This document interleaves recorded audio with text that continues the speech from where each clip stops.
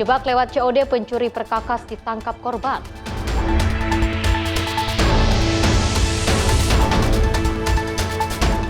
Presiden Prabowo sambut PM India di Istana.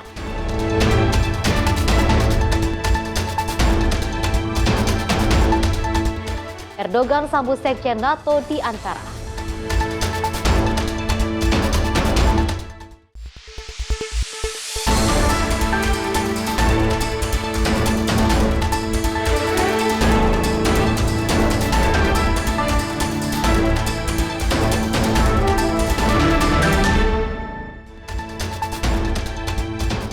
Halo pemirsa, apa kabar Anda hari ini? Ruang Redaksi kembali hadir menemani Anda dengan beragam informasi menarik yang akan kami hadirkan untuk Anda.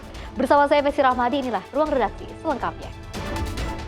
Pemirsa, kita awali dengan berita utama perjalanan Cristiano Ronaldo di Piala Dunia. Resmi berakhir setelah Portugal takluk 1 gol tanpa balas dari Spanyol. Meski gagal melaju ke babak berikutnya, Ronaldo tetap mendapat penghormatan meriah dari para pendukung kedua tim. Rekaman video memperlihatkan suasana di luar Stadion Dallas, Arlington, Amerika Serikat saat ribuan pendukung Portugal dan Spanyol meninggalkan arena pertandingan dengan mengenakan atribut tim masing-masing. Banyak penggemar terlihat mengenakan jersey bernomor 7 milik Cristiano Ronaldo dan melakukan selebrasi ikonik "See You" sebagai bentuk penghormatan kepada sang bintang. Sejumlah fans mengaku sengaja datang dari berbagai negara untuk menyaksikan laga terakhir Ronaldo di ajang Piala Dunia. Meski kecewa dengan hasil pertandingan, mereka menilai kehadiran Ronaldo di usia 41 tahun merupakan prestasi luar biasa. It was sad to see Ronaldo in his last game. My wife, it was a fun match for both of us. She's half Spanish, I'm half Portuguese. We flew all the way from Vancouver to see this. For her, obviously, it's a great day. For me, it's sad. I mean, it was nice to see Ronaldo's last ever World Cup game. Obviously, I wish it didn't happen, but Portugal harus mengakhiri perjalanannya setelah Mikel Merino mencetak gol penentu kemenangan Spanyol pada menit ke-91. Hal itu sekaligus membawa tim Matador melaju ke babak perempat final. Meski tersingkir, Cristiano Ronaldo menutup karir Piala Dunianya dengan catatan bersejarah. Ia menjadi pemain pertama yang berhasil mencetak gol di 6 edisi Piala Dunia berbeda dan mengakhiri turnamen dengan koleksi 10 gol sekaligus menjadi pencetak gol terbanyak Portugal di ajang tersebut. Selanjutnya, Spanyol akan menghadapi Belgia pada babak perempat final yang dijadwalkan berlangsung di Los Angeles pada 10 Juli mendatang. Tim redaksi Sinpo TV melaporkan. Pemirsa, langkah timnas Meksiko di Piala Dunia 2026 resmi terhenti usai takluk 3-2 dari Inggris pada babak 16 besar. Meski kecewa, ribuan pendukung L3 tetap memberikan apresiasi atas perjuangan tim kebanggaan mereka. Ribuan pendukung timnas Meksiko memadati kawasan Monumen Angel of Independence di Mexico City untuk menyaksikan laga babak 16 besar Piala Dunia 2026. Sejak awal pertandingan, suasana berlangsung meriah. Para pendukung menyalakan suara asap, bernyanyi dan juga memberikan dukungan penuh kepada L3. Meski berhasil memberikan perlawanan sengit, Meksiko harus mengakui keunggulan Inggris dengan skor 3-2. Inggris tetap mampu mempertahankan kemenangan meski bermain dengan 10 pemain setelah menerima kartu merah. Kekalahan ini menghentikan langkah Meksiko di Piala Dunia. Namun penampilan L3 di sepanjang turnamen dinilai berhasil membangkitkan kembali kepercayaan para pendukung terhadap tim nasional. Meski gagal melaju ke perempat final, banyak supporter mengaku tetap bangga atas semangat juang dan juga penampilan para pemain yang dinilai memberikan salah satu penampilan terbaik Meksiko di ajang Piala Dunia dalam beberapa dekade terakhir. La banda, este es mi mensaje, apoyen, échenle ganas, festejen con responsabilidad, no la caguen, festejen con responsabilidad, sean inteligentes banda, esto es para mantenernos unidos y con amor, y es para apoyar a estos güeyes, así que con todo banda. Tim redaksi Sinpo TV melaporkan. Selain itu, pemirsa, Menteri Pemuda dan Olahraga Erick Thohir menggelar pertemuan dengan dua legenda Real Madrid dan timnas Spanyol, Raul González dan juga Fernando Morientes, untuk membahas pengembangan sepak bola Indonesia. Pertemuan ini juga menjadi ajang bertukar pengalaman mengenai manajemen klub, pendidikan pemain usia muda, serta pengembangan akademi sepak bola yang telah berhasil diterapkan di berbagai negara. Di sela pertemuan tersebut, Menpora Erick Thohir bersama Raul González dan Fernando Morientes mendiskusikan berbagai strategi untuk memperkuat ekosistem pembinaan sepak bola melalui pengelolaan klub yang profesional dan pengembangan akademisi usia muda. Pembahasan juga menyoroti pentingnya pembinaan pemain sejak dini sebagai fondasi untuk mencetak talenta berkualitas dan meningkatkan daya saing sepak bola di tingkat internasional. Di sela pertemuan, saat ditanya mengenai jagoan pada Piala Dunia, kedua legenda Spanyol itu tetap menyatakan dukungannya kepada timnas Spanyol sesuai dengan negara asal mereka. Pemerintah berharap pertukaran pengalaman dengan tokoh-tokoh sepak bola dunia dapat memberikan masukan dalam memperkuat sistem pembinaan dan meningkatkan prestasi sepak bola Indonesia di masa mendatang. Tim redaksi Sinpo TV melaporkan. Pemirsa dijebak lewat COD, pencuri perkakas ditangkap korban. Informasinya usai jeda berikut ini.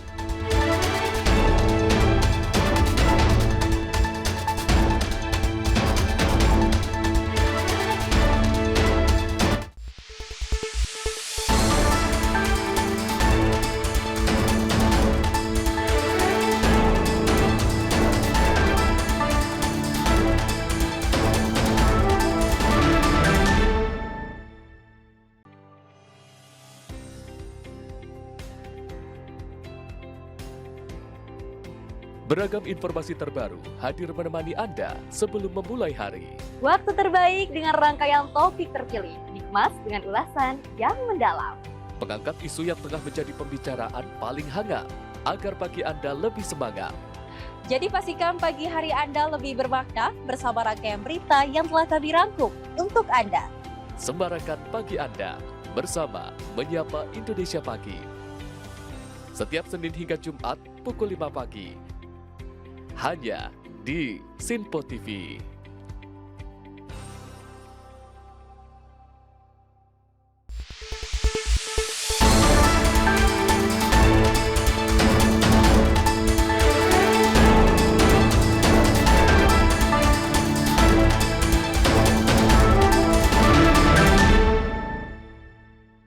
Terima kasih pemirsa, Anda masih bersama kami dan kita lanjutkan informasinya.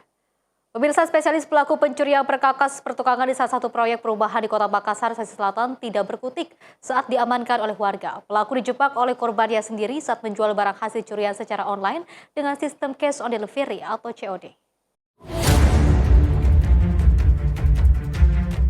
Inilah rekaman video amatir saat seorang pelaku berinisial AA berusia 28 tahun diamankan dan menjadi bulan-bulanan warga di Jalan Perintis Kemerdekaan. Pelaku sempat dihakimi massa yang emosi sebelum akhirnya diamankan oleh tim Resmo Polsek Tamalanrea.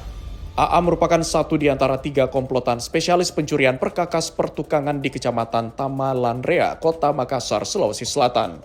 Pelaku tertangkap setelah dijebak korban yang menyamar sebagai pembeli perkakas hasil curian seperti mesin gerinda, mesin bor, serta mesin air yang dijual di situs jual beli online.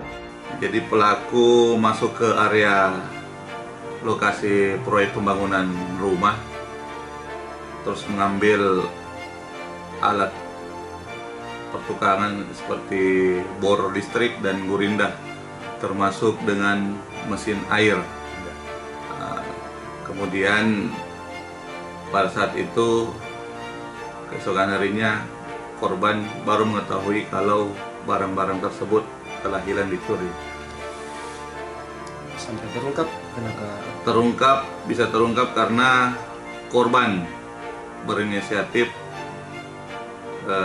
mengecek barangnya di marketplace, kemudian melihat barang-barang yang miliknya tersebut di-upload atau ditawarkan oleh pelaku. Mau dijual secara online begitu? Ya, dijual secara online. Selanjutnya korban mengajak dan menyamar sebagai pembeli. Kemudian COD di Jalan Perintis depan McD. Kemudian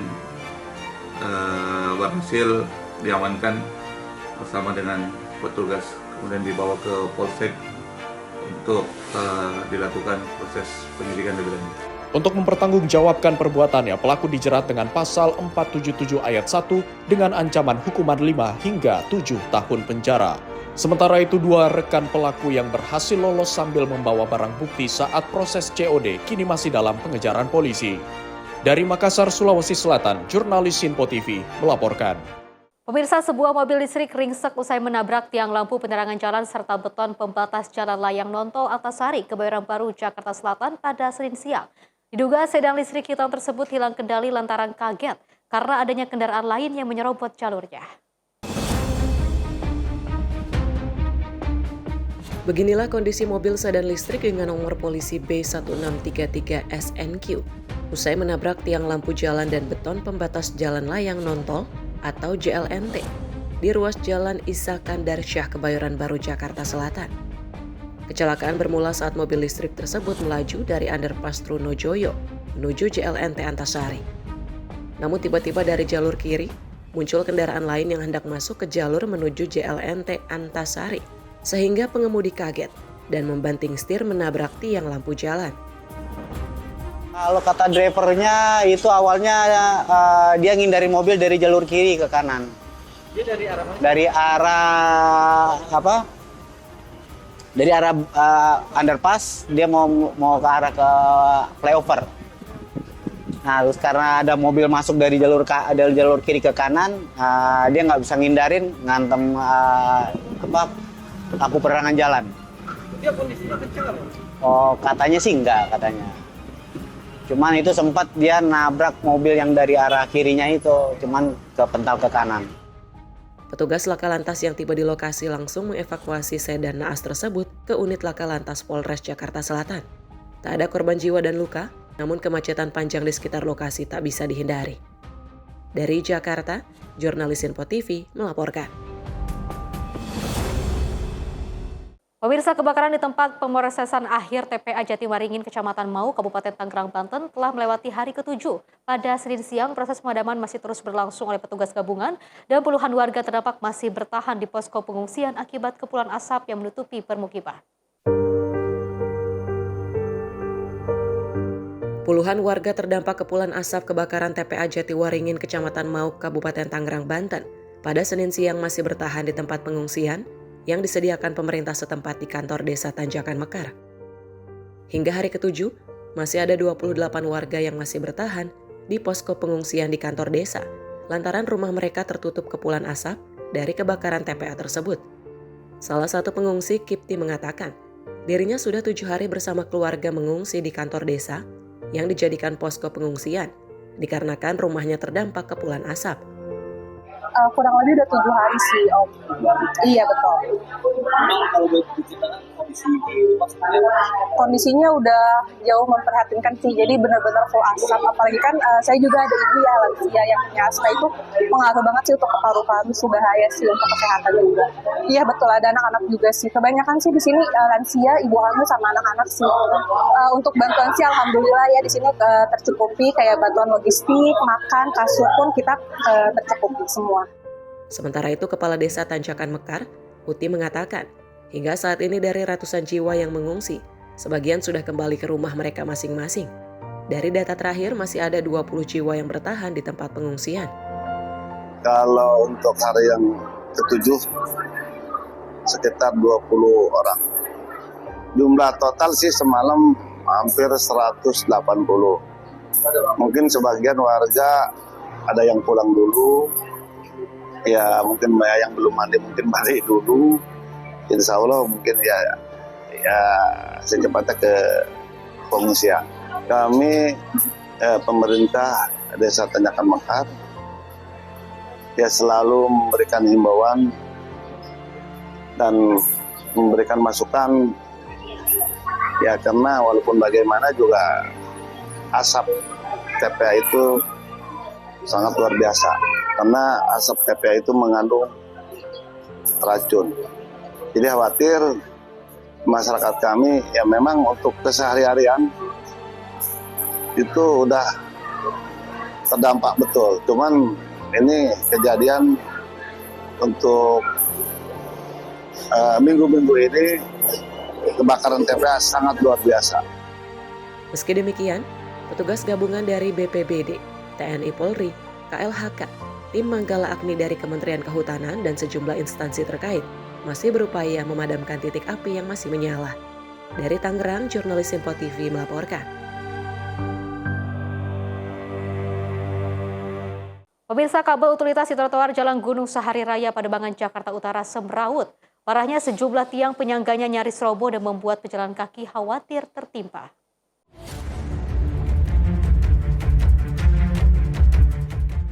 Inilah sejumlah tiang kabel utilitas milik berbagai operator yang nyaris roboh di Jalan Gunung Sahari Raya Pademangan, Jakarta Utara. Terlihat juga kabel utilitasnya semrawut menjuntai rendah tepat di atas trotoar jalan. Para pejalan kaki khawatir tertimpa saat melintas di bawahnya. Terlebih, posisi tiang yang sudah condong ke arah jalan raya. Seharusnya ada patroli ya, petugas-petugasnya dipantau ini kan bahaya nih nanti ada yang lewat juga. Ngeri ketimpa berarti ya? Gitu. Nah kalau Mbak Ayu ini mau kemana? Saya mau pulang. Mau pulang, emang biasa lewat jalur ini? Iya. Nah ini baru pertama kali ngeliat atau gimana? Baru lihat ya gini. Ngeri nggak menurut? Ngeri ya? Iya. Tetap diperhatiin lah. Yang kayak gini kan ngeri juga kalau jatuh. Beruntungnya salah satu petugas dari operator kabel utilitas yang mendapat laporan ini langsung turun ke lokasi dan berusaha memperbaiki sebelum memakan korban. Lagi perbaikan tiang, Pak. Ini tiangnya kenapa emangnya?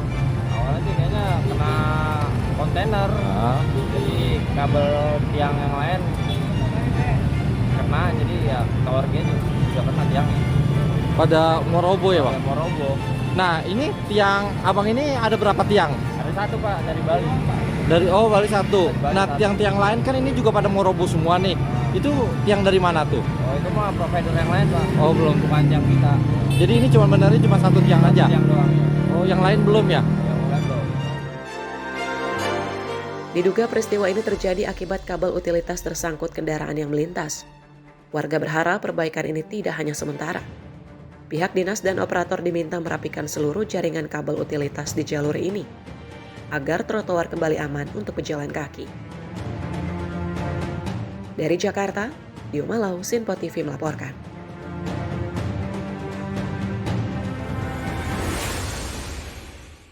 Selain itu, pemirsa, tim SAR gabungan berhasil menemukan seorang warga yang sempat dilaporkan hilang saat mencari biji kopi di kawasan hutan rayap, Kecamatan Arjasa, Kabupaten Jember. Korban ditemukan dalam keadaan selamat setelah tim SAR bersama berbagai unsur melakukan penyisiran di lokasi yang diduga menjadi titik hilangnya korban.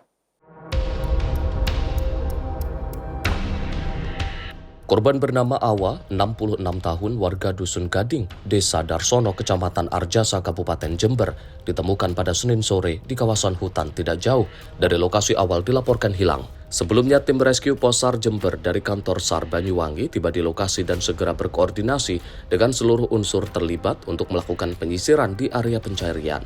Setelah berhasil ditemukan dalam keadaan selamat, korban langsung dievakuasi ke Puskesmas Arjasa untuk menjalani pemeriksaan kesehatan sebelum diserahkan kepada pihak keluarga. Dengan ditemukannya korban, operasi pencarian dan pertolongan resmi ditutup. Seluruh personel yang terlibat kemudian kembali ke satuan masing-masing. Kepala Kantor SAR Banyuwangi mengapresiasi sinergi seluruh unsur yang terlibat, mulai dari TNI, Polri, BPBD, PMI, relawan, perangkat desa hingga masyarakat yang berhasil memastikan operasi pencarian berjalan aman dan korban ditemukan dalam keadaan selamat. Tim redaksi Sinpo TV melaporkan. Pemirsa, tersangka kasus penganiayaan terhadap pengendara sepeda motor di Jagakarsa, Jakarta Selatan, Freddy Krisya, mengaku memukul korban akibat terpengaruh narkoba. Sementara aparat kepolisian ini masih menelusuri asal-usul narkoba yang menyebabkan tersangka berhalusinasi mendapat bisikan untuk memukul orang secara acak. Agak lu ngapa bang? Kenapa di mana nampol gua bang? Ya udah video call bokap lu. Kenapa? Ya bokap lu, video call. Kagak tiba nampol gua, kenapa masalahnya? Setelah diperiksa secara intensif, Polsek Jagakarsa menetapkan Freddy Krisya Samuel, 37 tahun, sebagai tersangka kasus penganiayaan terhadap pengendara sepeda motor seperti yang viral di media sosial. Tersangka mengaku menganiaya korban akibat terpengaruh narkoba yang dikonsumsi sebelumnya. Saat kejadian, tersangka mengendarai sepeda motor tanpa tujuan, lalu berhalusinasi seolah mendapat bisikan untuk memukul orang secara acak. Selain kasus penganiayaan, pria warga Sawangan, Depok, Jawa Barat ini juga akan dihadapkan pada kasus penyalahgunaan narkoba dan pelanggaran lalu lintas. Dari hasil pemeriksaan urin, tersangka diketahui positif mengonsumsi narkoba sabu. Polisi masih menelusuri asal-usul narkoba yang dikonsumsi tersangka sebelum memukul pengendara sepeda motor bernama Abdul Aziz di Jalan Muhammad Kahfi 2, Cipedak, Jagakarsa, Jakarta Selatan, Sabtu 3 Juli 2026.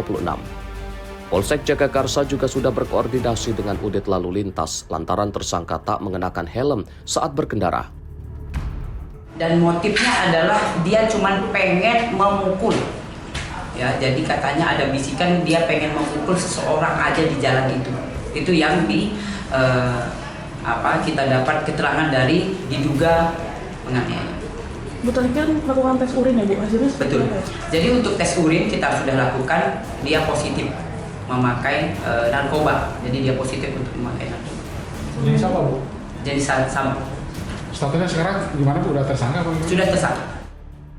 Sebelumnya, rekaman video pemukulan pelaku terhadap pemotor lain di Jagakarsa, Jakarta Selatan viral di media sosial. Untuk mempertanggungjawabkan perbuatannya, tersangka kini mendekam di tahanan Polsek Jagakarsa dan akan dijerat pasal 466 ayat 1 KUHP tentang penganiayaan dengan ancaman hukuman selama 2 tahun 6 bulan penjara. Dari Jakarta, jurnalis Info TV melaporkan. Pemirsa, Satuan Reserse Kriminal Polres Pesisir Barat berhasil mengungkap kasus dugaan kekerasan seksual terhadap seorang perempuan penyandang disabilitas mental. Pelaku ditangkap saat bersembunyi di kawasan kebun setelah diduga berulang kali memperkosa korban disertai dengan ancaman kekerasan. Satuan Reserse Kriminal Polres Pesisir Barat mengamankan seorang pria berinisial ASM, 44 tahun, petani asal Pekon Biha, Kecamatan Pesisir Selatan, Kabupaten Pesisir Barat. Pria ini ditangkap saat bersembunyi di perkebunan kawasan Bangkurat setelah diduga melakukan kekerasan seksual terhadap seorang perempuan penyandang disabilitas mental berusia 22 tahun. Dalam kasus ini, korban mengaku diduga mengalami kekerasan seksual sebanyak 5 kali sejak Oktober 2025. Selama melancarkan aksinya, pelaku juga mengancam akan menganiaya hingga membunuh korban apabila menceritakan kejadian ini kepada keluarganya. Kronologis terungkapnya, jadi dari tim TKP 88 menerima laporan dari keluarga korban bahwa telah terjadi kekerasan seksual terhadap penyandang disabilitas mental dan intelektual, di mana pada saat itu setelah kejadian pelaku langsung kabur. Jadi setelah kejadian dilaporkannya oleh korban, pelaku langsung kabur. Dan setelah 6 bulan, tim TKP 38 Barat mendapat informasi bahwa pelaku berada di sebuah perkebunan di daerah Pekon Sukamarga, Kecamatan Bangkurat, Kabupaten Pesisir Barat. Jadi tim TKP 38 langsung bergerak menuju perkebunan tersebut. Pelaku ditahan di sel tahanan Mapolres Pesisir Barat untuk mempertanggungjawabkan perbuatannya. Dari Pesisir Barat, Lampung, jurnalis Info TV melaporkan. Pemirsa, seorang pria diamankan pengurus masjid setelah terekam kamera CCTV mencuri telepon genggam milik jemaah yang tertidur di dalam masjid beberapa waktu yang lalu. Pelaku ditangkap saat datang kembali ke masjid di kawasan Malakasari, Durensawit, Jakarta Timur pada Senin 6 Juli 2020.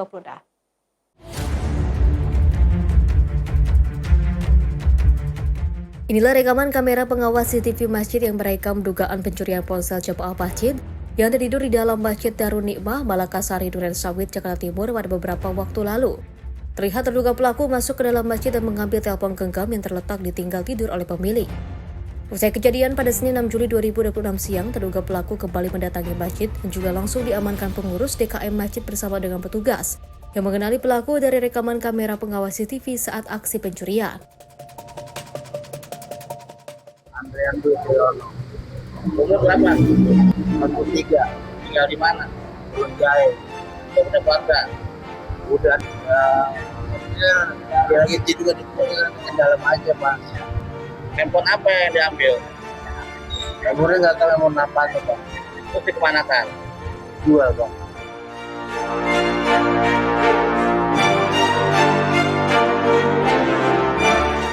Surya Cahyantono, Pak. Saya dari pengurus DKM Masjid Darun Nikmah, Malakasari. Jadi begini, Pak, orang yang bersangkutan ini sebelumnya sempat ada jamaah kita yang sedang tidur di masjid di waktu duha. Memang sering terlihat di masjid dia anak muda.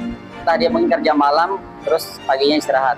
Lalu pada waktu duhur dia laporan ke kami bahwa dia kehilangan handphone. Ya, di saat dia tertidur, dia bangun, handphonenya sudah tidak ada. Menurut pengakuan yang kehilangan, itu HP-nya HP iPhone. Ya, akhirnya dia laporkanlah ke kami. Iya, itu benar dirinya. Tapi di awal sempat dia mengatakan itu bukan dirinya, Pak. Akhirnya dia mengaku handphone, dan ini memang belum sampai saat ini kita belum pernah melaporkannya. Dari rekaman CCTV ada. Ini baru aja kita melihat orang yang mengambil handphone dari jamaah masjid yang sedang tertidur. Petugas kepolisian dari sektor Durensawit terduga pelaku ke Mapolsek Durensawit, Jakarta Timur.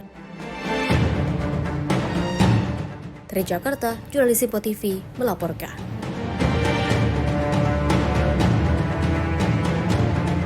Selain itu, pemirsa, seorang anak buah kapal dimakan buaya saat memperbaiki kemudi kapal Jukung di Kabupaten Banyuasin, Sumatera Selatan. Korban diterkam predator sesaat masuk ke dalam sungai. Peristiwa ini terekam kamera CCTV. Inilah rekaman CCTV detik-detik saat seorang anak buah kapal diterkam buaya saat memperbaiki bagian kemudi kapal Jukung bersama ketiga rekannya di Desa Teluk Betung, Kecamatan Pulau Rimo, Kabupaten Banyuasin, Sumatera Selatan pada Senin 6 Juli 2026. Korban bernama Ipan Nurzaman, 25 tahun, warga Kabupaten Bandung Barat, diterkam sesaat memasuki sungai. Ketiga rekannya korban panik melihat korban tak kunjung muncul ke permukaan setelah terjun ke sungai. Hingga Senin sore, upaya penyisiran polisi, TNI, dan juga BPBD belum membuahkan hasil. 6 Juli, tepatnya pada pukul 01.53 di perairan Desa Teluk Betung, Kecamatan Pulau Rimo, Kabupaten Banyuasin, yaitu berawal dari korban atas nama Ipan bersama 3 rekan lainnya sedang memperbaiki kapal yang akan digunakan untuk bekerja. Pada saat memperbaiki kapal tersebut, si korban ini sempat turun ke sungai bersama rekan-rekannya, dan kemudian karena situasinya malam hari, si korban disambar oleh buaya, dan pada saat itu ketiga rekan yang lainnya terkejut dan menyaksikan kejadian tersebut, dan akhirnya karena situasinya cukup gelap, akhirnya rekan-rekan ini melaporkan kejadian kepada Ditpol Air yang sedang melaksanakan tugas. Petugas mengimbau warga sekitar agar tak mandi di sungai untuk menghindari peristiwa serupa berulang. Dari Banyuasin, Sumatera Selatan, Yudo Handoko melaporkan. Peristiwa lainnya, pemirsa, diduga merupakan anggota sindikat jaringan narkoba Indonesia Malaysia. Seorang sarjana asal Medan diamankan Sat Narkoba Polrestabes Medan di salah satu hotel di Jalan Sebatang Hari, Medan, Sumatera Utara pada Sabtu malam. Petugas menyita 128 paket pot getar berisi cairan narkotika sebagai tersangka. Petugas Sat Narkoba Polrestabes Medan mengamankan seorang sarjana berinisial MG, tersangka pengedar pot narkoba yang merupakan anggota sindikat jaringan narkoba Indonesia Malaysia. Tersangka diamankan dalam penggerebekan di salah satu kamar hotel di Jalan Sebatang Hari, Medan, Sumatera Utara. Petugas menyita barang bukti 128 paket pot getar berisi cairan narkotika yang juga disembunyikan tersangka di dalam panta. Kasat Narkoba Polrestabes Medan AKBP Rafli Yusuf Nugraha mengatakan bahwa barang bukti yang ditemukan dari tangan tersangka sengaja diberi label hologram, QC, dan juga tanpa merek. Pelaku juga menyamarkan pot getar berisi narkoba ini seperti vape biasa yang ada di pasaran. Dari hasil pemeriksaan, barang bukti 128 paket pot getar berisi narkotika ini diketahui berasal dari negara tetangga Malaysia yang dikirim ke Indonesia melalui jalur laut. Diamankan sebanyak 128 pot yang kami temukan di salah satu Raptors yang berada di area Sebatang Hari, yang bersangkutan pernah mengenyam S1 di kota Medan ini, dan disitulah circle terbentuk di mana yang bersangkutan pernah melakukan transaksi namun jenisnya berbeda. Untuk pot sendiri menurut pengakuan bersangkutan baru kali ini, dan pelaku ataupun circle yang bersangkutan sedang kami kejar. Tersangka terancam penjara selama lebih dari 5 tahun karena terjerat undang-undang tentang narkotika. Dari Medan, Sumatera Utara, jurnalis Simpo TV melaporkan. Pemirsa, Presiden Prabowo sambut PM India di Istana. Informasinya usai jeda berikut ini.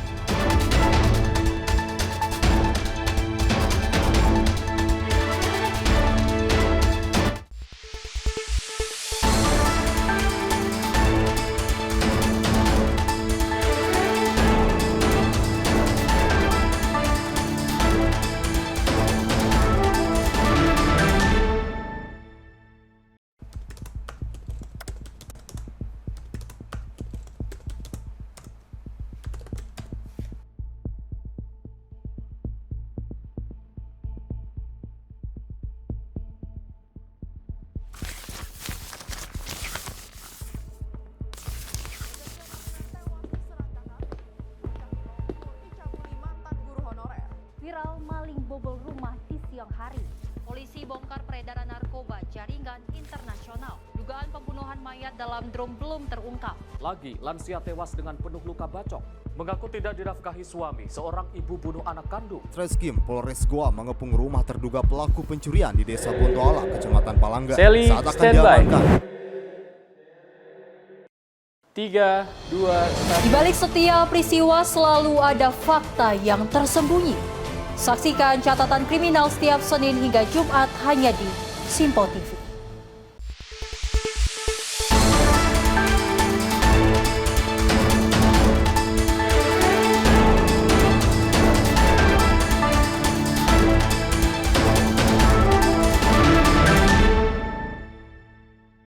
Terima kasih pemirsa, Anda masih menyaksikan Ruang Redaksi dan kita lanjutkan informasinya. Pemirsa, Presiden Prabowo Subianto menerima kunjungan kenegaraan Perdana Menteri India Narendra Modi di Kompleks Istana Kepresidenan Jakarta. Pertemuan kedua kepala negara guna menyepakati sejumlah kerjasama strategis dan bilateral serta memperkuat hubungan diplomatik Indonesia dan India.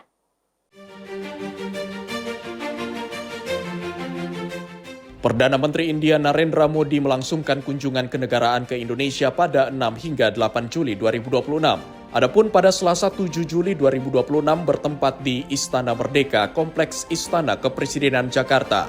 Perdana Menteri India menemui dan melakukan pertemuan dengan Kepala Negara Indonesia Presiden Prabowo. Pertemuan keduanya membahas sejumlah agenda strategis dan bilateral, mulai dari sektor pendidikan, kesehatan, pengembangan teknologi, pertahanan hingga investasi. Selain itu, Presiden Prabowo dan Perdana Menteri India Narendra pun bakal bertukar pandang terkait dinamika geopolitik global serta masa depan hubungan Indonesia dan India.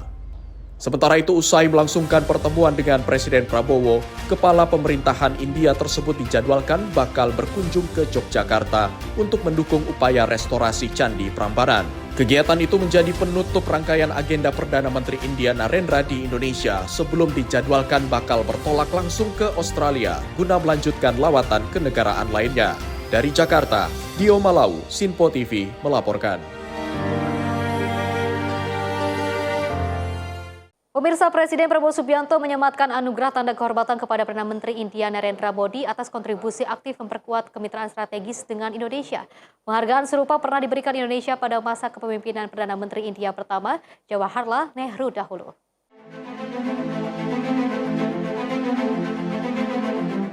Tanda kehormatan Bintang Republik Indonesia Adipurna kepada Perdana Menteri India Narendra Modi diberikan atas langkah kontributif mempererat hubungan bilateral hingga saat ini.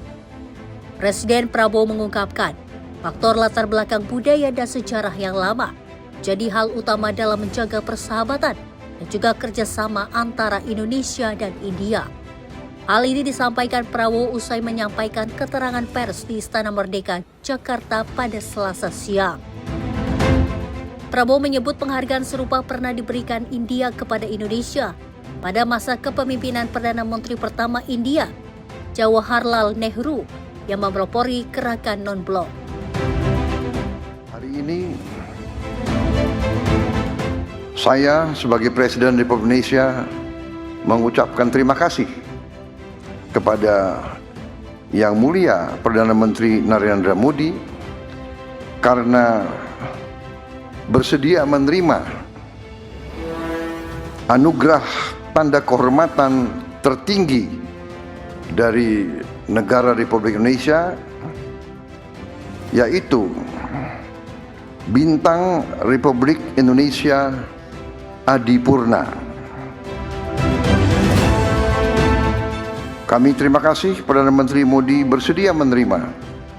Bentuk penghargaan ini adalah atas kepemimpinan beliau dan kontribusi beliau dalam mempererat hubungan Indonesia-India hingga mencapai tingkat kemitraan strategis komprehensif, dan juga upaya-upaya beliau terus-menerus untuk meningkatkan hubungan kerjasama antara Indonesia dan India.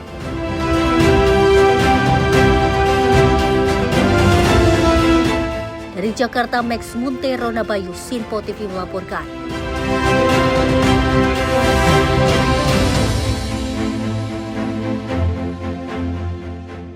Pemirsa, Indonesia dan India sepakat untuk segera membangun pelabuhan strategis guna meningkatkan konektivitas strategis terhadap kedua negara. Nantinya pelabuhan tersebut segera akan dibangun di kawasan negara India yang dekat dengan Provinsi Aceh.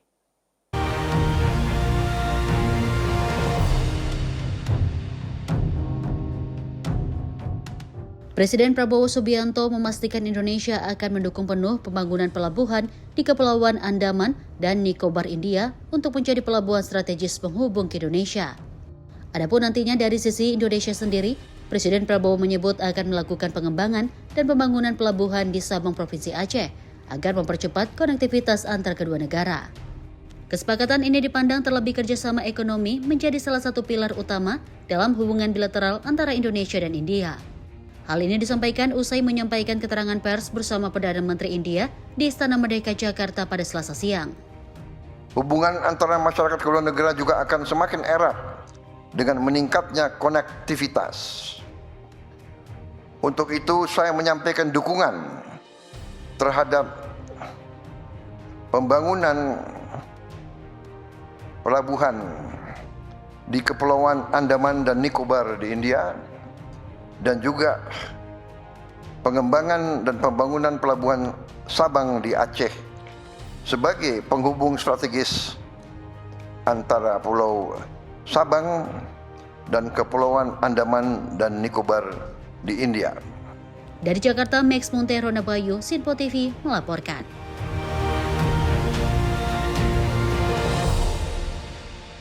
Pemirsa, Presiden Prabowo Subianto dan Perdana Menteri India Narendra Modi memastikan sejumlah kesepakatan bilateral kedua negara usai melakukan pertemuan di Istana Merdeka Jakarta pada Selasa pagi. Kesepakatan bilateral tersebut mencakup sektor energi, pertahanan ekonomi, hingga budaya dan pendidikan.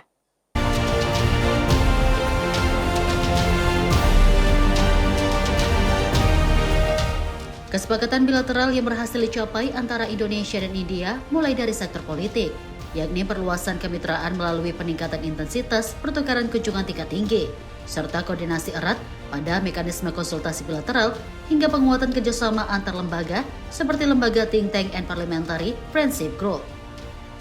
Presiden Prabowo menegaskan komitmen Indonesia untuk memperkuat kerjasama penanggulangan terorisme, serta meningkatkan kerjasama keamanan melalui India-Indonesia Security Dialogue ketiga.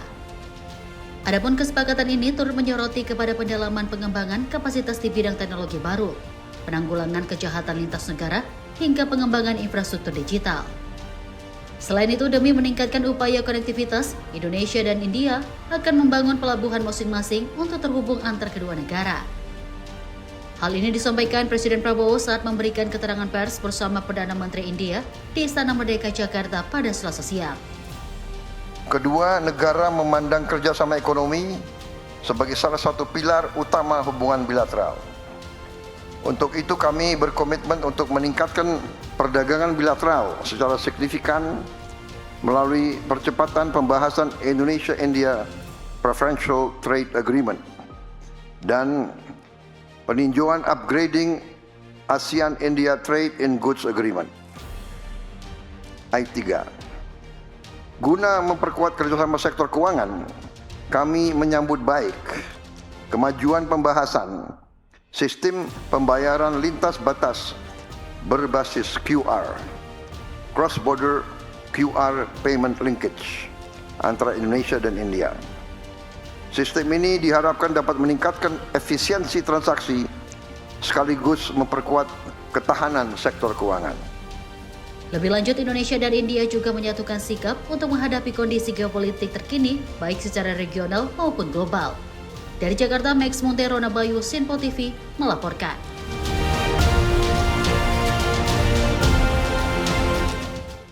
Pemirsa, guna mendukung program 3 juta rumah Otoritas Jasa Keuangan atau OJK resmi mengoptimalkan sistem layanan informasi keuangan atau SLIK. Kebijakan ini juga diharapkan mampu mempercepat proses pengajuan kredit, khususnya bagi masyarakat berpenghasilan rendah dan pelaku usaha mikro. Anggaran saya itu 80% buat bedah rumah, 10 triliun, 80% buat bedah rumah rakyat miskin. Buat gaji dan sebagainya hanya 10%. Itu membuktikan anggaran kita sangat pro rakyat. Otoritas Jasa Keuangan atau OJK meluncurkan sistem layanan informasi keuangan atau SLIK untuk mendukung percepatan program 3 juta rumah, serta memperluas akses pembiayaan bagi pelaku UMKM. Melalui kebijakan ini, pelaporan data kredit yang sudah lunas wajib diperbarui paling lambat 3 hari kerja, agar masyarakat dapat lebih cepat mengakses pembiayaan.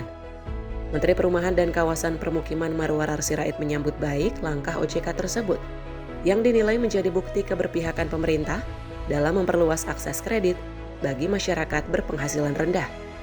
Selain itu, melalui optimalisasi SLIK, informasi tunggakan kredit yang ditampilkan hanya untuk nominal di atas Rp1 juta, sehingga diharapkan dapat mempermudah masyarakat mengakses KPR bersubsidi.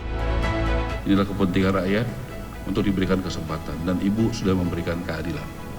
Ya, memberikan keadilan. Kita sudah tahu Presiden Prabowo sangat pro rakyat. Ya, tadi anggaran saya itu 80% buat bedah rumah, 10 triliun, 80% buat bedah rumah rakyat miskin. Buat gaji dan sebagainya hanya 10%. Itu membuktikan anggaran kita sangat pro rakyat. Jadi saya hanya mau menyampaikan itu.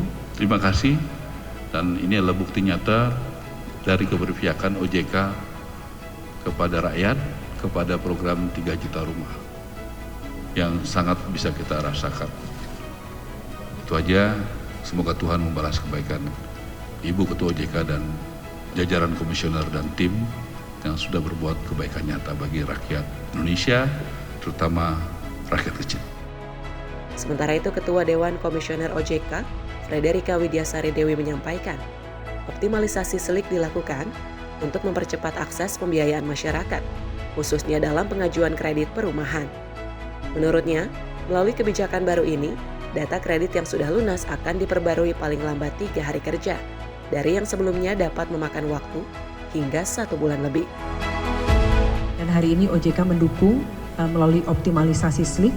Ada 2 hal. Yang pertama adalah ketika seseorang itu memiliki pinjaman dan lain-lain, yang ketika dia mengajukan untuk kredit perumahan dan lain-lain, yang dulunya mungkin diproses SLIK ya, karena memang ini disampaikan oleh pelaku usaha jasa keuangan, misalnya oleh bank kepada sistem kami dan lain-lain, biasanya itu baru catatannya itu baru lunas itu masuk bulan depan atau mungkin 1,5 bulan berikutnya. Sekarang dalam 3 hari sudah catatannya akan ada tulisan lunasnya itu dalam waktu 3 hari paling lama.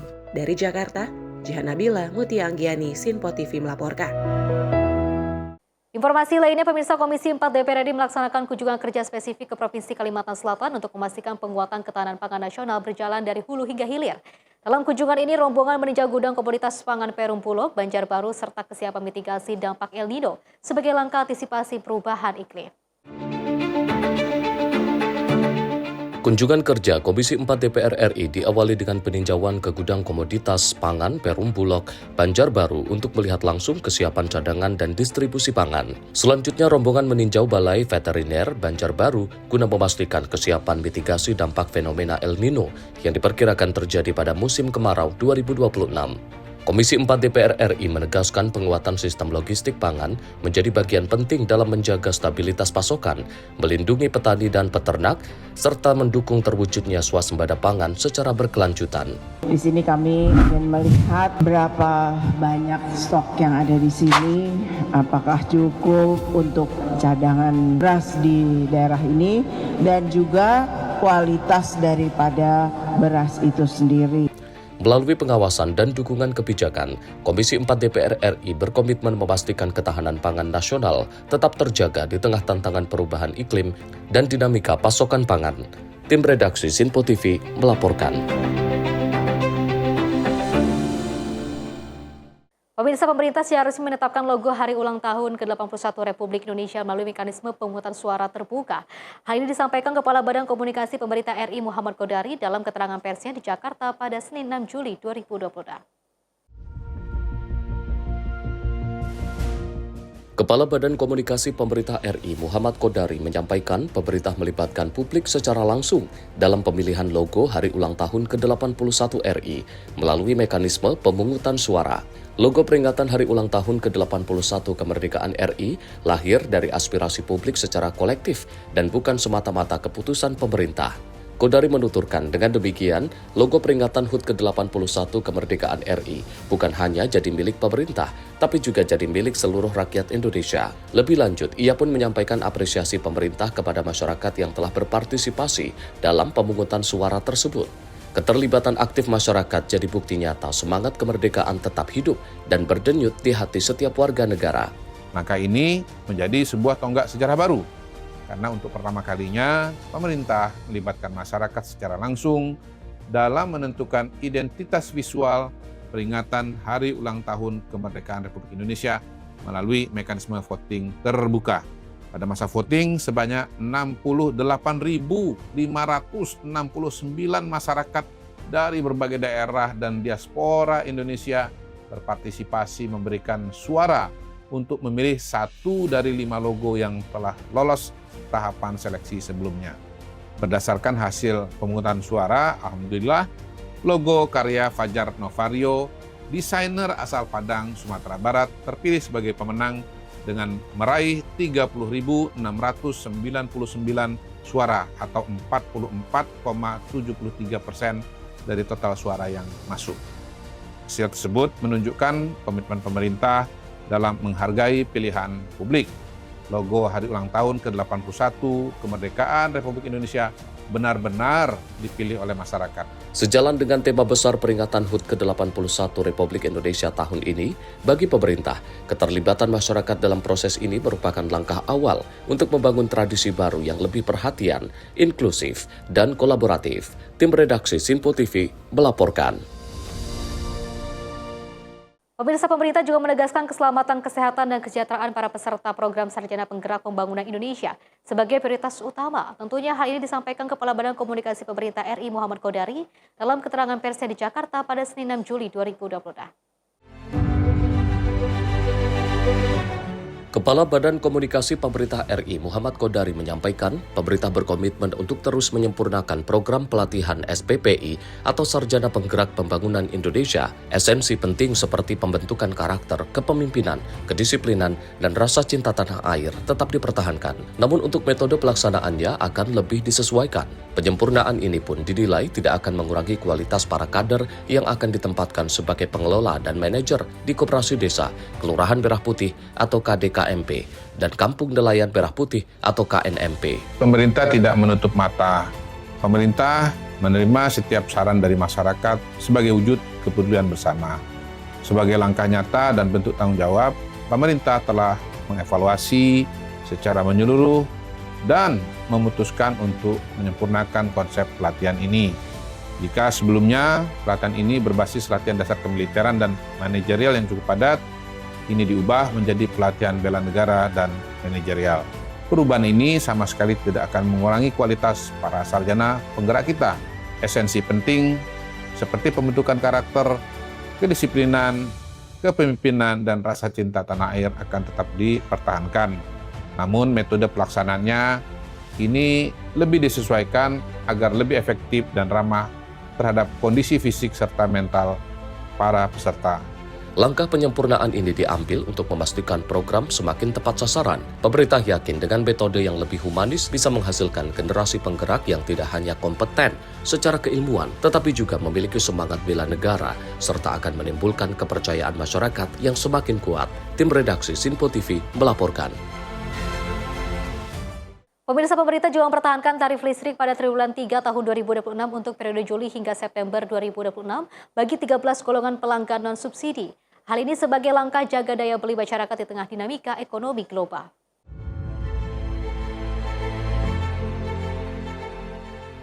Kepala Badan Komunikasi Pemerintah RI Muhammad Kodari menyampaikan, pemerintah mempertahankan tarif listrik pada triwulan 3 tahun 2026 untuk periode Juli hingga September 2026 bagi 13 golongan pelanggan non-subsidi. Keputusan ini mencakup berbagai kelompok pelanggan, mulai dari rumah tangga dengan daya 900 volt ampere hingga pelanggan bisnis dengan daya 6600 volt ampere ke atas. Langkah ini dilakukan sebagai bentuk keberpihakan pemerintah agar masyarakat dan dunia usaha tidak menghadapi tambahan beban pengeluaran di tengah kondisi ekonomi yang masih dinamis. Keputusan penetapan tarif listrik ini diambil berdasarkan pertimbangan di antaranya mengacu pada perkembangan sejumlah indikator ekonomi seperti nilai tukar rupiah, harga minyak mentah Indonesia, tingkat inflasi, serta harga batubara acuan.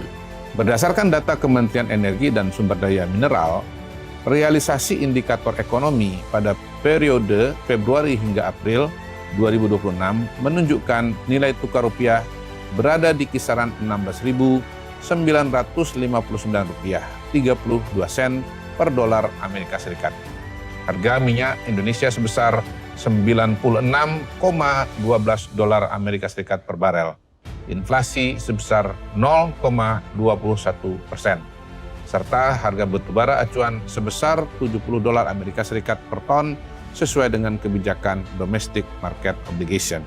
Apabila mengacu pada mekanisme penyesuaian tarif yang berlaku, perubahan berbagai indikator tersebut sebenarnya mengarah pada kenaikan tarif listrik.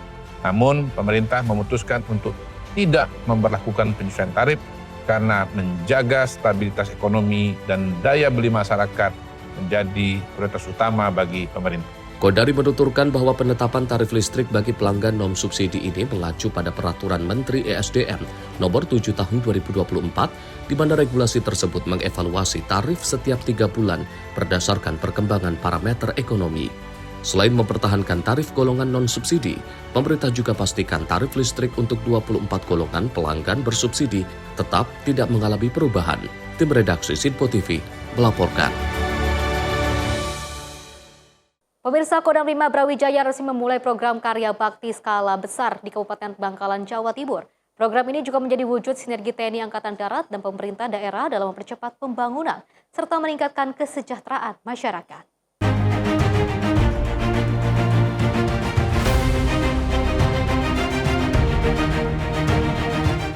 Pangdam 5 Brawijaya Majen TNI Rudi Saladin resmi membuka karya bakti skala besar dalam rangka percepatan pembangunan wilayah Madura di alun-alun Kabupaten Bangkalan, Jawa Timur. Kegiatan yang diikuti ratusan peserta ini menjadi bentuk kolaborasi TNI Angkatan Darat bersama pemerintah daerah dan berbagai elemen masyarakat untuk mendorong pembangunan fisik maupun non-fisik. Prosesi pembukaan ditandai dengan pemasangan peta Madura pada peta Indonesia sebagai simbol dimulainya program percepatan pembangunan di wilayah Madura.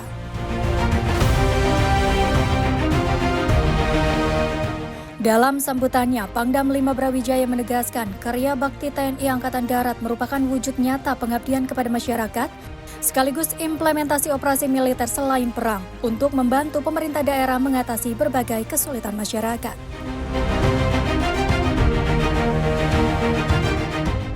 Melalui kegiatan ini, TNI Angkatan Darat hadir untuk membantu pemerintah daerah dalam mengatasi berbagai kesulitan masyarakat, mempercepat pembangunan, meningkatkan kesejahteraan rakyat, serta memperkokoh ketahanan wilayah sebagai bagian yang tidak terpisahkan dari ketahanan nasional.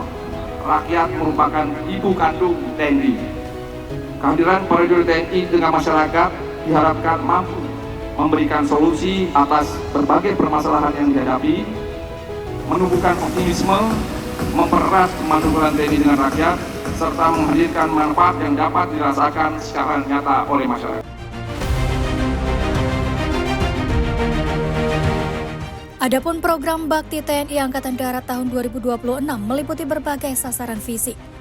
Di antaranya pembangunan 33 jembatan, 52 sumur bor, 20 rumah ibadah, renovasi 400 rumah tidak layak huni, rehabilitasi 12 sekolah, serta 4 panti asuhan. Selain itu, program ini juga mencakup kegiatan non-fisik, seperti operasi katarak, hitanan massal, donor darah, bakti kesehatan, penanaman 2000 pohon trembesi, serta pemberian kaki palsu dan kursi roda bagi masyarakat yang membutuhkan.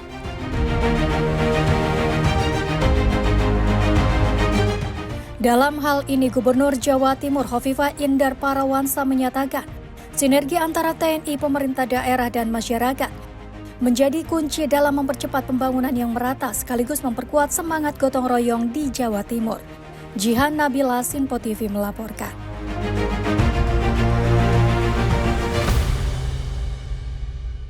Pemirsa, pemerintah juga terus mempercepat pembangunan infrastruktur digital untuk meningkatkan kualitas layanan internet. Kementerian Komunikasi dan Digital menargetkan kecepatan internet nasional ini mencapai rata-rata 100 Mbps dalam 2 tahun ke depan.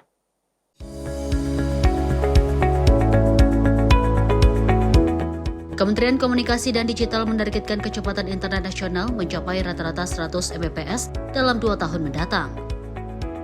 Target ini dicapai melalui percepatan pembangunan infrastruktur digital, peningkatan investasi operator telekomunikasi, serta perluasan akses internet hingga wilayah pinggiran. Wakil Menteri Komunikasi dan Digital Nezar Patria menegaskan, akses internet berkualitas kini menjadi kebutuhan dasar masyarakat. Karena itu, pemerintah terus mendorong pembangunan konektivitas agar mampu menjangkau seluruh wilayah sekaligus mendukung pertumbuhan ekonomi digital. Untuk mewujudkan target tersebut, Komdigi mendorong operator telekomunikasi meningkatkan belanja modal melalui pengembangan jaringan serat optik, layanan fixed broadband, serta pemanfaatan teknologi satelit untuk menjangkau daerah yang belum terlayani secara optimal. Pemerintah juga menargetkan layanan internet yang semakin cepat dengan biaya yang lebih terjangkau. Menurut Nezar, pemerataan konektivitas masih menjadi tantangan besar mengingat masih ditemukan wilayah yang mengalami blind spot termasuk di sejumlah daerah di Pulau Jawa. Sehingga pembangunan konektivitas nasional akan dilakukan secara terpadu melalui kolaborasi pemerintah dan operator telekomunikasi agar transportasi digital dapat dirasakan secara merata dan memberikan manfaat nyata bagi masyarakat di seluruh Indonesia. Tim redaksi Sinpo TV melaporkan. Pemirsa, Erdogan sambut Sekjen NATO di Ankara. Informasinya usai jeda berikut ini.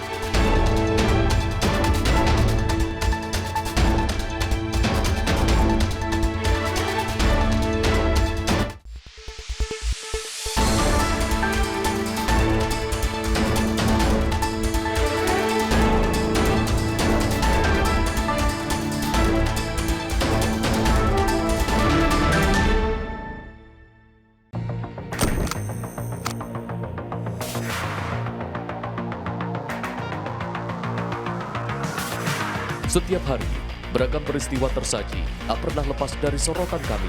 Kami hadirkan isu-isu terpilih yang paling aktual, penting, dan menjadi perhatian publik. Di tengah dinamika kebijakan yang terus bergerak, fakta dan data menjadi kunci dalam melihat realitas secara jernih. Menyajikan informasi mendalam, didukung analisis ahli untuk pemahaman yang lebih utuh. Sorotan utama hanya di Sinpo TV.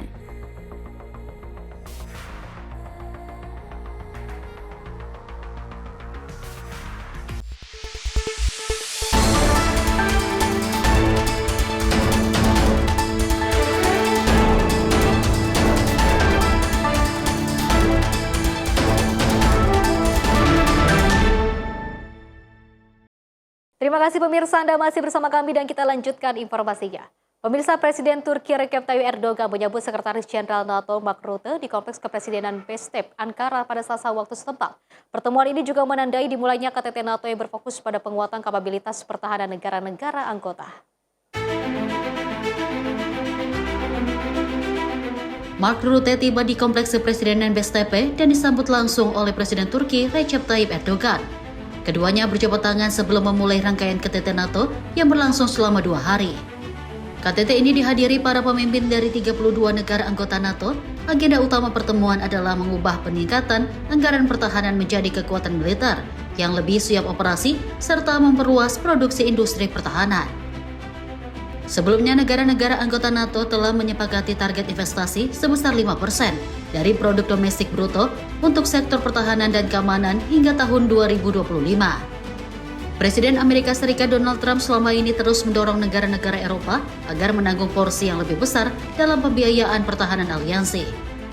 Dalam KTT kali ini, para pemimpin Eropa diperkirakan akan menyampaikan rencana peningkatan belanja pertahanan serta komitmen memperkuat industri militer masing-masing negara. Pertemuan di Ankara juga berlangsung di tengah upaya NATO menjaga soliditas aliansi di tengah perbedaan pandangan terkait konflik Iran dan peran Amerika Serikat dalam menjamin keamanan Eropa. Tim redaksi Sinpo TV melaporkan. Pemirsa, pemerintah Turki juga meningkatkan keamanan di ibu kota Ankara menjelang KTT NATO. Puluhan ribu personel diterjunkan untuk menjaga keamanan selama pertemuan para pemimpin negara anggota NATO berlangsung.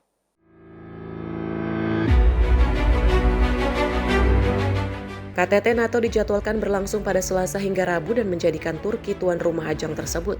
Pemerintah Turki mengerahkan lebih dari 56.000 personil keamanan. Petugas kepolisian ditempatkan di seluruh area untuk bersiaga di pos pemeriksaan keamanan, serta berpatroli menggunakan kendaraan secara mobile. Rekaman video menunjukkan penghalang logam memblokir jalan-jalan di sekitar lokasi acara. Spanduk-spanduk yang menampilkan logo KTT NATO juga terlihat di sekitar lokasi. KTT ini diadakan setelah beberapa hari demonstrasi anti-NATO digelar di kota Turki termasuk Ankara dan Istanbul, di mana para pengunjuk rasa menyerukan agar Turki meninggalkan aliansi tersebut dan menuntut penutupan pangkalan militer asing di wilayah Turki. Acara ini nantinya akan membahas pencegahan dan pertahanan pemerintahan negara-negara anggota NATO, dukungan untuk Ukraina, termasuk bantuan jangka panjang, kerjasama persenjataan dan pendanaan, serta arah strategis aliansi di masa depan. Tim redaksi Sinpo TV melaporkan. Selain itu, pemirsa, ratusan warga menggelar aksi unjuk rasa di Istanbul, Turki menjelang penyelenggaraan KTT NATO di Ankara. Para peserta menyuarakan penolakan terhadap keberadaan aliansi tersebut dan menuntut Turki keluar dari NATO. Ratusan pengunjuk rasa berjalan menyusuri jalanan Istanbul sambil membawa bendera, spanduk dan poster bertuliskan penolakan terhadap NATO. Mereka juga menyerukan agar aliansi militer itu meninggalkan kawasan Timur Tengah. Aksi digelar menjelang KTT NATO yang akan berlangsung di Ankara pada 7 dan 8 Juli. Para peserta menilai pertemuan tersebut akan lebih banyak membahas rencana operasi militer daripada upaya menciptakan perdamaian. Günlerdir Ankara'yı abluka altına aldılar. Çocuk istismarcısı NATO'cular gelecek diye bu ülkenin sosyalistlerini, devrimcilerini bastırmaya çalışıyorlar. Bir grup çocuk istismarcısı, emperyalist güç ülkemizde yeni savaş planları yapsınlar diye. Ama NATO'yu da, çocuk istismarcılarını da, NATO'nun üyelerini de bu ülkede istemiyoruz. Onlara istenmediklerini tekrar ve tekrar söylemek, haykırmak üzere buraya geldik. Aksi ini menjadi bagian dari serangkaian unjuk rasa anti-NATO yang berlangsung di berbagai kota di Turki. Para demonstran mendesak pemerintah segera menarik keanggotaan Turki dari NATO, serta menutup pangkalan militer asing yang berada di wilayah negara tersebut. Tim redaksi Sinpo TV melaporkan.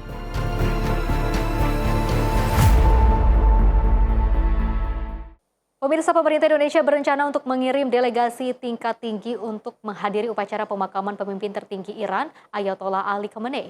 Menteri Luar Negeri Sugiono dan juga Ketua MPR RI Ahmad Muzani dijadwalkan hadir sebagai bentuk penghormatan kepada Iran. Menteri Luar Negeri Sugiono bersama Ketua MPR RI Ahmad Muzani direncanakan menghadiri upacara pemakaman pemimpin tertinggi Iran, Ayatollah Ali Khamenei, sebagai bentuk penghormatan sekaligus menjaga hubungan baik Indonesia dengan Republik Islam Iran. Sugiono mengatakan pemerintah masih menunggu konfirmasi dari otoritas Iran mengenai waktu dan lokasi yang dapat dihadiri delegasi Indonesia. Menurutnya koordinasi terus dilakukan karena pihak Iran masih mengatur pelaksanaan prosesi di tengah besarnya jumlah pelayat yang menghadiri pemakaman. Kita berencana akan hadir. Ini kami masih menunggu jawaban waktu dan tempat di mana kita bisa menghadiri upacara pemakaman tersebut. Karena seperti kita ketahui juga bahwa ada prosesi yang dilakukan terkait dengan rangkaian acara dari pemakaman. Dari komunikasi yang terus kita lakukan bahwa karena penghormatan terhadap beliau sangat besar, kemudian masa juga sangat besar di sana, pihak Iran masih mencoba untuk mencari titik atau spot yang tepat untuk menerima kunjungan. Kita menerima pemberitahuan atau undangan mengenai acara tersebut, dan pada saat itu kita juga sudah mengatakan bahwa yang mewakili pemerintah Indonesia adalah duta besar Indonesia yang ada di Iran. Dan kemudian kita mendapatkan konfirmasi bahwa pihak Iran hanya akan memberi akses kepada pejabat di atas. Sebelumnya Indonesia berencana diwakili duta besar RI untuk Iran.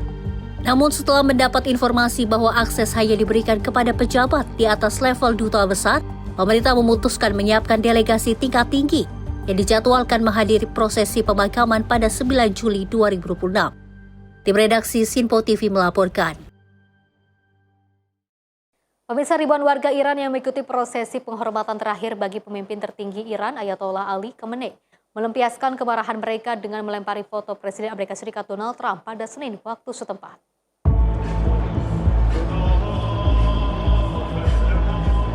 Ribuan pelayat memadati jalanan Teheran dalam prosesi penghormatan terakhir bagi Ayatollah Ali Khamenei. Di tengah iring-iringan, sejumlah pelayat terlihat melempari sebuah papan bergambar Presiden Amerika Serikat Donald Trump yang digantung di atas jembatan. Massa juga membawa bendera Iran dan bendera merah bertuliskan seruan balas dendam. Di antara massa terlihat juga spanduk bertuliskan Kill Trump yang berisi seruan untuk membunuh Presiden Amerika Serikat Donald Trump.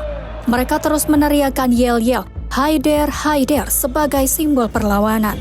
Aksi tersebut menjadi bagian dari rangkaian upacara bergabung nasional yang dimulai sejak akhir pekan lalu. Menyusul tewasnya Khamenei dalam serangan militer gabungan Amerika Serikat dan Israel pada akhir Februari. Rangkaian upacara bergabung akan berlanjut ke kota suci Qom sebelum ditutup dengan pemakaman Khamenei di Komplek Makam Imam Reza, kota Masdad pada 9 Juli. Pemerintah Iran menyatakan lebih dari 90 negara mengirimkan delegasi resmi dan tokoh agama untuk menghadiri prosesi tersebut. Untuk menampung membludaknya pelayat, otoritas Iran menyiapkan masjid, stadion, taman kota, dan kem-kem sementara sebagai tempat akomodasi bagi para pengunjung dari berbagai daerah. Tim redaksi Simpo TV melaporkan.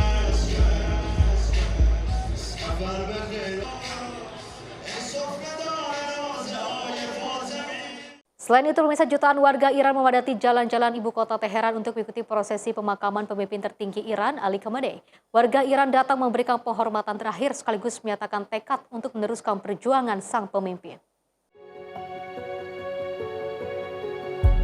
Rekaman menunjukkan lautan manusia mengelilingi truk yang mengangkut peti jenazah Ali Khamenei beserta sejumlah anggota keluarganya. Warga Iran membawa bendera dan foto Khamenei sambil mengiringi prosesi pemakaman. Media Iran melaporkan prosesi dimulai dari Jalan Damavand di Teheran Timur menuju Imam Hussein Square, Revolution Square hingga Azadi Square sebelum jenazah diberangkatkan ke kota Qom. Pemerintah Iran menyatakan rangkaian prosesi pemakaman akan berlanjut sebelum jenazah dimakamkan di kota Mashhad pada Kamis mendatang.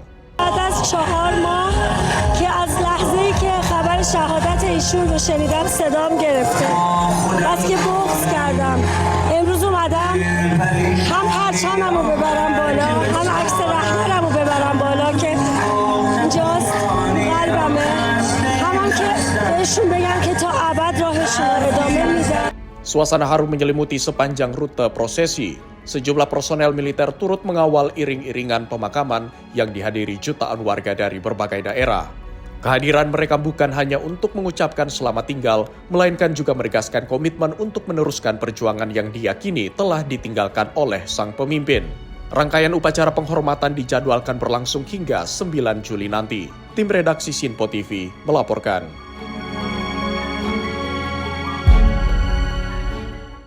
Pemirsa, di tengah puing-puing perang yang melanda Gaza, seorang pria berusia 70 tahun berupaya menyelamatkan mushaf Al-Quran yang rusak dari rumah dan masjid yang hancur. Baginya merawat lembaran suci bukan sekadar memperbaiki buku, melainkan menjaga harapan dan kehidupan spiritual masyarakat. Dan berikut kisah selengkapnya.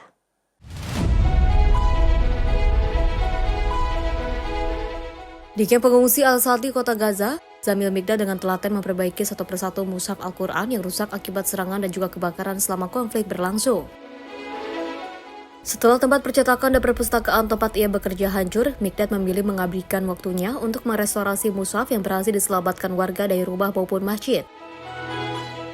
يمثل لي الروح والحياة إلي لأنه هذا المصحف بيخدم روح الإنسان وضمير الإنسان وبيعلم الإنسان صلته بالله سبحانه وتعالى. فأنا بتعامل مع إحياء مصحف الله وإعادة ترميمه كأني بحيي روحي من أول. الأدوات اللي بنستخدمها الغيرة، الكرتون، الجلد، الحاجات الضروريات هذه. الغيرة طبعا شبه مقطوع، الكرتون كذلك شبه مقطوع. يعني بعض الأدوات متوفرة وبعض الأدوات مقطوعة، واللي موجود منها تضاعفت أسعارها 10-15 مرة. Meski dihadapkan pada keterbatasan, Mikdad terus melanjutkan pekerjaannya demi menjaga mushaf Al-Quran yang juga berhasil diselamatkan. Upaya ini menjadi simbol keteguhan warga Gaza dalam mempertahankan warisan spiritual di tengah konflik yang belum berakhir. Tim redaksi Simpo TV melaporkan.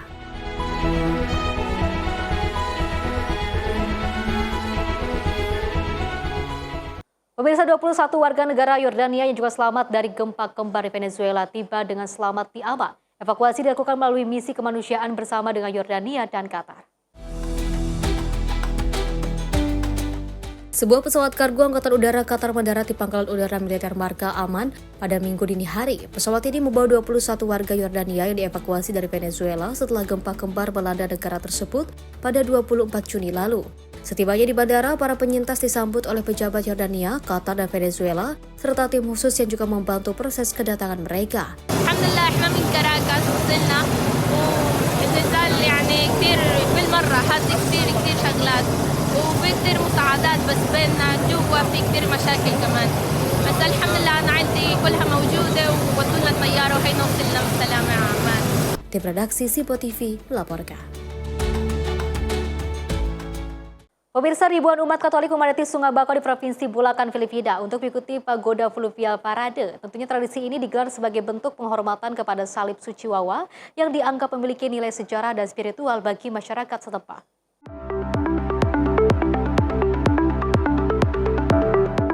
Rekaman drone memperlihatkan pagoda apung berhias bambu berlayar menyusuri sungai, dikawal ratusan perahu kecil dan disaksikan ribuan warga yang memadati bantaran sungai. Tahun ini, penyelenggara memilih desain sederhana berbentuk rumah tradisional Bahay Kubo dengan material bambu lokal. Konsep tersebut dipilih sebagai simbol ketahanan dan semangat gotong royong masyarakat di tengah meningkatnya biaya ekonomi. Pagoda yang mengangkut salib suci Wawa atau yang dikenal Mahal Nukrusa Wawa menjadi puncak rangkaian perayaan religius yang diawali dengan 9 hari novena dan berbagai prosesi keagamaan. Pihak Kementerian Daerah menyebut tradisi ini telah berlangsung sejak ditemukannya salib suci Wawa dan terus menjadi bagian penting dari identitas keagamaan masyarakat Bokawe. Bagi banyak warga, parade ini menjadi ungkapan rasa syukur atas doa yang dikabulkan, serta harapan akan kehidupan yang lebih baik bagi keluarga mereka. Untuk menjamin keselamatan, petugas melakukan pemeriksaan menyeluruh terhadap pagoda dan memastikan daftar penumpang mendapat persetujuan penjaga pantai sebelum prosesi dimulai. Langkah pengamanan ini diperketat sejak tragedi pagoda tahun 1993 yang menyebabkan lebih dari 200 orang meninggal dunia. Tim redaksi Simpo TV melaporkan.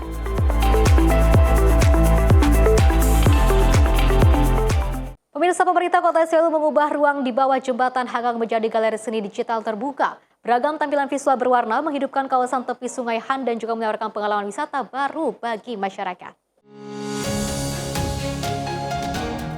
Rekaman video memperlihatkan proyeksi gambar bergerak dan permainan warna yang menyelimuti bagian bawah jembatan Hangang serta jalur pejalan kaki di Noodle Island.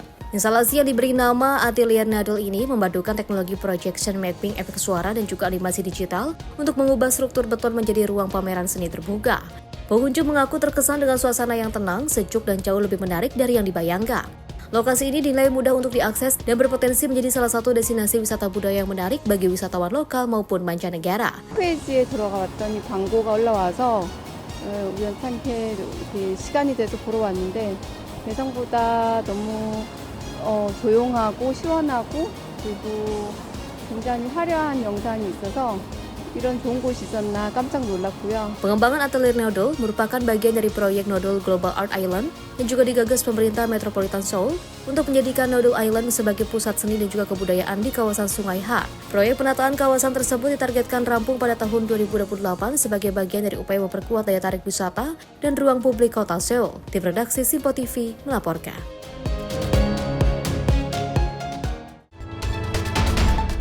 Pemirsa, informasi tadi sekaligus mengakhiri jumpa kita dalam ruang redaksi kali ini. Mewakili kerabat kerja yang bertugas, saya Pesi Rahmadi mengucapkan terima kasih dan sampai jumpa.